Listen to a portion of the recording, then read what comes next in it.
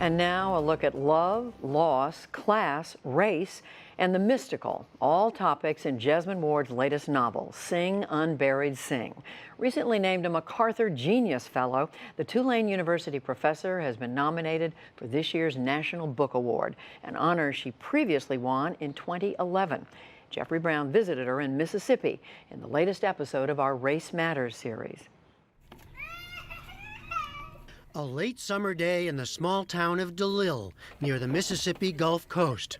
And Jesmyn Ward plays in the yard with her 5-year-old daughter and her friend, while her infant son sleeps inside. There you go. When Ward was a child growing up here herself, she was a voracious reader, especially of books about the adventures of young girls.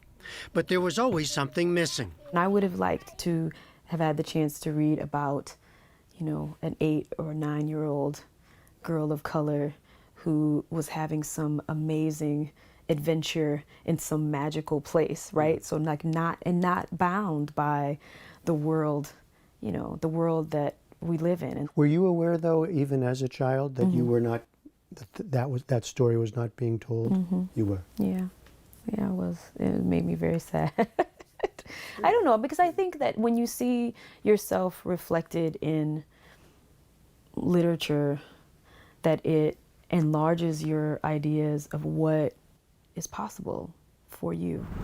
And this is the DeLille Bayou. Isn't it beautiful? It is very beautiful. In book after book, the 40-year-old Ward has been enlarging the world by focusing on a particular place and people, mostly black, rural, a Mississippi of rich family life and brutal poverty and racism.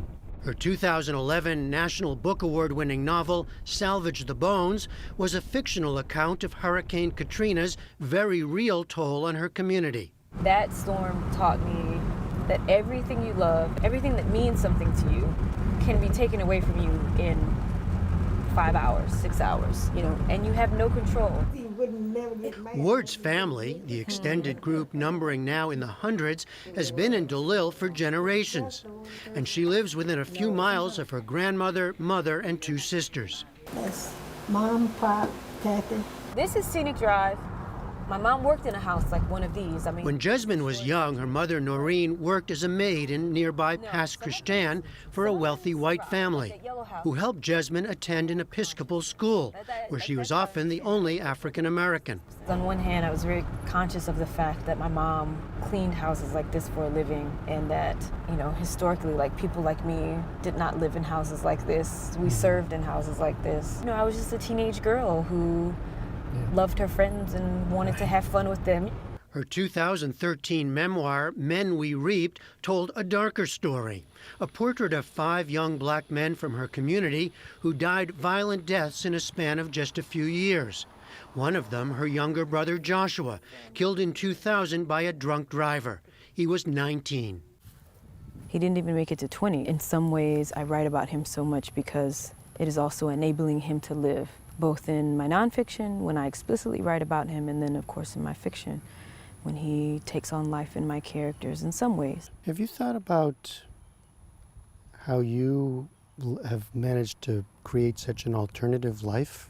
I do, and I think that sometimes I feel guilty about it, because I lived and because he died, and then with that life, that I had, I did this thing, I did this really foolish thing. You mean this thing of writing and getting out in the world in a different way? Yes, I did it for myself because I love books, I love writing, I love literature, I love telling stories, I love creating. But I think that in some respects I did it for my brother too, because he's not here. And I don't know, I think that's an achievement, In her new novel, Sing Unburied Sing, the dead, as ghost-like figures, are present in the lives of the living.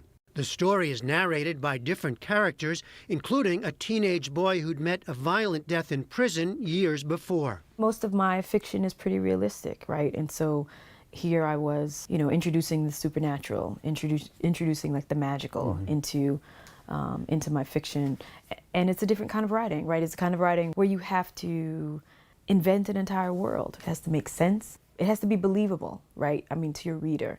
But if Ward has added a few ghosts, she's also continued to ground her story in very real-world pain and problems, much like literary great William Faulkner, who also used his native Mississippi as a backdrop. That's the world that these characters live in, and in some respects, it's the world that I live in because I live in my hometown, and there are many people that I know of in my hometown who are battling drug addiction, who are, struggling with poverty, who are struggling with the fact that they have little to no access to quality health care. What's very striking about your writing, though, is while you're dealing with these very sort of hard, real issues, the writing itself is more poetic, including bringing in ghosts.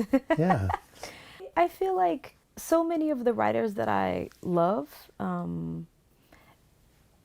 have done that. Like I think about Faulkner's work, and here he is writing about poor, white people. But the language is amazing. That the structure can be so impressive and unexpected, and it can surprise you. So, I mean, he's just one of many, right? Well, he's a big one, yeah, especially here in Mississippi, he's a big one. Yes, right? yes. So your local bookstore. Yes. Having left DeLille to become the first in her family to attend college, she earned 2 degrees at Stanford and a master's at Michigan, Ward made a decision to return to raise her children. Her books have a prominent spot in the Passe Christin bookstore, but she continues to balance what she loves and fears here. One of the most important things that I want for my kids is I want them to live. I want them to live to see 21 and beyond. And I don't necessarily know if this is the best place for that. I mean, even though, there are all these wonderful things about raising my kids here. So it's something that I struggle with, right? This choice that I've made to come back here and to stay. It's something that I struggle with all the time. From DeLille, Mississippi, I'm Jeffrey Brown for the PBS NewsHour. And Jesmyn Ward is already starting her next work, an historical novel set amid the 1800s New Orleans slave trade.